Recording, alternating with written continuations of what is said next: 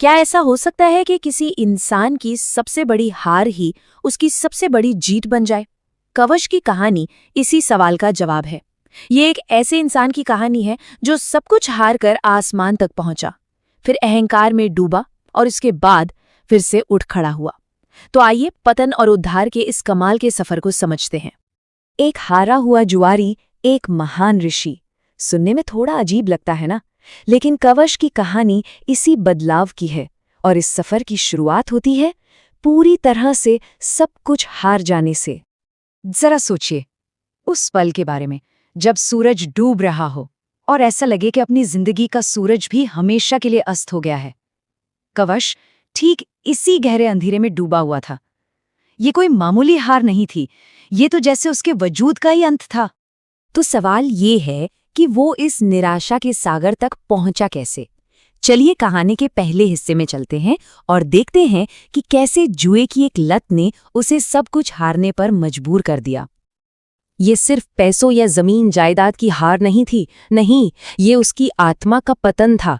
जुए के पासे ने सिर्फ उसका धन नहीं छीना, बल्कि उसका आत्मसम्मान, उसकी पहचान, सब कुछ छीन लिया था। जमीन पर बिखरे इन सिक्कों की तरह ही उसकी जिंदगी भी पूरी तरह बिखर चुकी थी।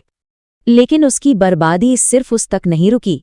सबसे दर्दनाक सच तो ये था कि उसकी लत की कीमत उसका परिवार चुका रहा था। जब वो घर पहुंचा तो उसने अपने ही बेटे को भूख और तेज बुखार से तड़पते हुए पाया। शायद यही वो पल था जब उसे अपनी हार का असली मतलब समझ में आया। एक वक्त था जब उसका घर सावन के हरे भरे खेतों की तरह खुशहाली से लहलहाता था, पर अब वो जेठ की तपती दोपहरी की तरह वीरान और झुलसा हुआ था। उसका घर एक तरह से उसकी अपनी आत्मा का आईना बन गया था, एकदम बंजर। कहते हैं ना कि जब इंसान बिल्कुल नीचे गिर जाता है तो ऊपर उठने के अलावा और कोई रास्ता नहीं बचता। कवच के लिए भी ठीक यही हुआ, और इसी राख से उसके अंदर एक संकल्प की चिंगारी भड़की, एक ऐसा संकल्प जो सब कुछ बदल देने वाला था। यहाँ एक बात समझनी बड़ी जरूरी है। उस जमाने में जन्म से ज्यादा कर्म को महत्व दिया जाता था। मतलब कोई भी इंसान, चाहे वो किसी भी परिवार में पैदा हुआ हो, अपने अच्छे कर्मों से समाज में सम्मान पा सकता था। और कौशव के लिए ये उम्मीद की एक बहुत बड़ी किरण थी।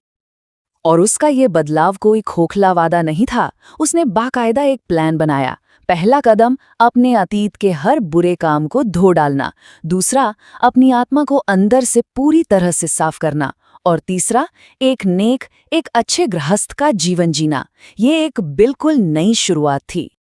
और उसका ये संकल्प इतना मजबूत साबित हुआ कि वो न सिर्फ खुद को बचाने में कामयाब रहा, बल्कि हजारों लोगों के लिए एक मिसाल बन गया। उसकी कहानी इतनी असाधारण थी कि उसका जिक्र ऋग्वेद जैसे महान ग्रंथ में किया गया। एक जुआरी से ऋषि तक का सफर पूरा हो चुका था, या शायद ऐसे लग रहा था। लेकिन अक्सर सफलता अपने साथ एक नया खतरा लेकर आती है। कवच ने बाहरी दुनिया को तो जीत लिया था, पर अब उसे एक अंदर के दुश्मन का सामना करना था, और वो था अहंकार। सोचिए, कवच अब इज्जत और ज्ञान की बुलंदियों पर था। बड़े बड़े ऋषियों की सभा में उसका आदर होता था। उसने जो कुछ भी खोया था उससे कहीं ज्यादा पा लिया था। लेकिन शायद यही कामयाबी उसके दूसरे पतन का कारण बनने वाली थी। जैसे बारिश में छोटे छोटे नाले पानी से भरकर खुद को एक बड़ी नदी समझने की गलती कर बैठते हैं, ठीक वैसे ही कवच भी अपनी थोड़ी सी सफलता के घमंड में बह गया। वो ये भूल गया कि वो कहाँ से आया था। उसका यही अहंकार उसे एक बहुत बड़े यज्ञ में ले गया, जहां उसे बुलाया तक नहीं गया था। वहां जाकर उसने अपने ज्ञान का दिखावा करना शुरू कर दिया। ये देखकर बाकी ऋषि बहुत नाराज हुए। उन्होंने उसके घमंड को पहचान लिया और उसे कठोर सजा सुनाई कि उसे एक वीरान रेगिस्तान में अकेला छोड़ दिया जाए। और यहीं से कवच की कहानी का आखिरी और सबसे मुश्किल अध्याय शुरू होता है। ये उसकी असली परीक्षा थी, तपस्या से महर्षि बनने का सफर। पर देखिए, ऋषियों का इरादा उसे खत्म करना नहीं था। वो जानते थे कि कवच के अंदर की चिंगारी अभी भी जिंदा है। ये सजा असल में एक मौका थी, उसके अहंकार को तोड़कर उसे सच्ची तपस्या का रास्ता दिखाने का एक मुश्किल लेकिन जरूरी तरीका। जब पास में कुछ भी न हो, जब दुनिया का कोई सहारा न बचे, तब इंसान किसकी सुनेगा? रेगिस्तान की उस वीरानी में कवच के सामने भी यही सवाल था। अब उसे बाहर नहीं, बल्कि अपने अंदर झांकना था। और उस अकेलेपन में उसने आखिरकार अपने सबसे बड़े दुश्मन यानी अपने अहंकार को छोड़ दिया।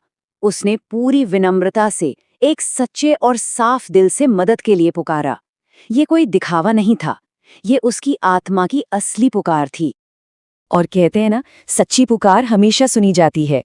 उस तपते रेगिस्तान पर अचानक काले बादल घिराए और झमाझम बारिश होने लगी। ये पानी की बूंदें सिर्फ उसकी शारीरिक प्यास नहीं बुझा रही थी, बल्कि उसकी आत्मा को भी सुकून दे रही थी।